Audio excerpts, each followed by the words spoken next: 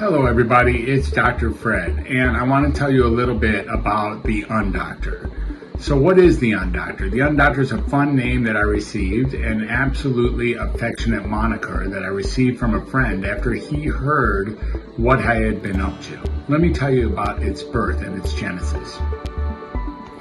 Basically, I had already been a psychiatrist for approximately 15 years when in 2006 I decided to take a certain turn.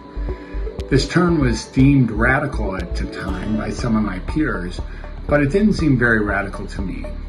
What I had noticed was that many of my clients who were on medications were not getting that much better, and in many cases were actually getting worse progressively. So I could tell that medications were not doing what they were called on to do in many cases. So what I did, and at the time it was radical, since in medical school, we were never taught how to discontinue medicines for real. We were taught how to maybe taper medicines, but outright discontinue them was never really an indication. We were often taught how to increase, add, or change medicines if symptoms continued. And if symptoms didn't continue after taking medicine, why would you take anybody off of medicine? So what I decided to do with my low-risk patients in my practice, and I had a couple thousand patients in my practice at the time, is take people off of medicine, the low-risk patients, and see how they did. So what I learned was fairly radical, and it wasn't that surprising to me, but it was a very important finding. And that was when I took people off of medicine, they got better, invariably better, and sometimes significantly better, to the point, in fact, in many cases, of them losing the actual diagnosis that they thought they had before they started the medicine altogether. I then began to take off a little bit more of my clients, like many more of my clients off medicine, and they also got reliably better. And this led me to the uncomfortable but very real conclusion that these medicines often induce or increase or perpetuate or frequently even cause the symptoms that they're marketed to treat, or other psychiatric symptoms that would have you then have to go to another class of medicine along with the first class. So when I learned that, I was ready to really shake the trees, really scream from the mountaintops what I had learned. And I did tell enough people, but I was feeling pretty upset about the whole thing, so I never learned right away how to communicate this effectively.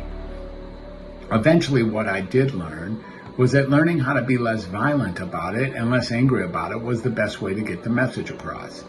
And then I started to look at what can I do? It isn't the medicine's problem. Medicines aren't even making any decisions.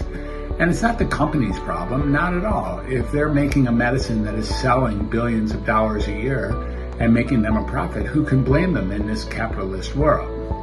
No, what was here to get is that all that was driving the use of medications was people accepting that they had a diagnosis.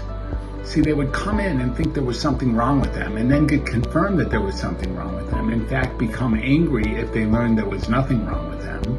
And once they had something wrong with them, they would have to start some treatment. Frequently, that would be in the form of therapy, but also at times, frequently, again, in the psychiatric office anyways, was in the form of pharmacotherapy. So what I began to realize was the only way to stop this cycle was to get people to realize that maybe there's nothing wrong with them, because if there's nothing wrong with them, they don't need to fix anything. And if they don't need to fix anything, they won't be compelled to take medications. So eventually I began to take people off their diagnoses, letting them know that maybe they're just living a human experience. Like an uncomfortable human experience, no doubt, or maybe an experience that's less than their hopeful expectations would be, but a human experience nevertheless. So I began to take people off their diagnosis. The way I got the name of the UnDoctor is I tend to undiagnose, unmedicate, and then undoctrinate people, taking them off their medications after taking them off their diagnosis, and affirming to them and assuring them that there was nothing wrong with them just because they're uncomfortable. This process has been remarkable and it led to many clients no longer needing the psychiatric services that they thought they were going to be connected to for their whole life. And this has led to another group of clients who didn't have to go down the conventional medical psychiatric route to learn that they were okay, Instead, learning some of the coping mechanisms that the moth method has in place to help people actually get through these issues without having to need therapy and or medication. So that's what the UnDoctor is about. UnDoctor is undiagnosing, unmedicating, and then undoctrinating people. Thank you so much for listening and being here with me tonight. I truly appreciate it, and I will catch you on the flip side. It's Dr. Fred signing off. Bye for now.